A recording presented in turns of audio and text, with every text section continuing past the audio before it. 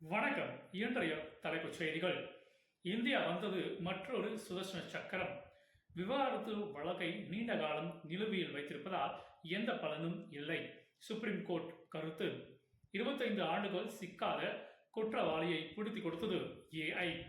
POCSO சட்டம் பழி வாங்கும் ஆயுதமாக மாறக்கூடாது. உயர்நீதிமன்றம் எச்சரிக்கை. கொல்கத்தா மேயர் பதவி விலகல். மம்தாவிற்கு அடுத்த அதிர்ச்சி. மேற்கு வங்க கல்லூரி அறையில் கரையான் நடித்த ரூபாய் 1 கோடி. மது பாட்டில்கள், துப்பாக்கி பறிமுதல். திருப்பதி கோவிலில் மே மாதத்தில் 1.21 கோடி லட்டு விற்பனை. சட்டவிரோதமாக பாகிஸ்தான் கட்டிய மசூதியை இடிக்க ஜப்பான் உத்தரவு.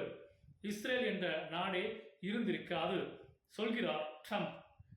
திமுக அரசின் ரூபாய் 700 கோடி கல் குவாரி ஊழல். அறப்போர் இயக்கம் புகார். நாட்டின் நீண்ட காலம் பதவி வகிக்கும் பிரதமர். ஜூன் 10ஆம் தேதி புதிய சாதனை படைக்கும் பிரதமர் மோடி. காங்கிரசிற்கு ராஜ்யசபா சீட். முதல்வர் விஜய் அறிவிப்பு. எண்ணெய் நிறுவனங்களுக்கு ரூபாய் 10,000 கோடி வழங்க மத்திய அமைச்சரவை ஒப்புதல்.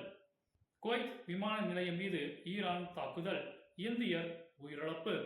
நன்றி.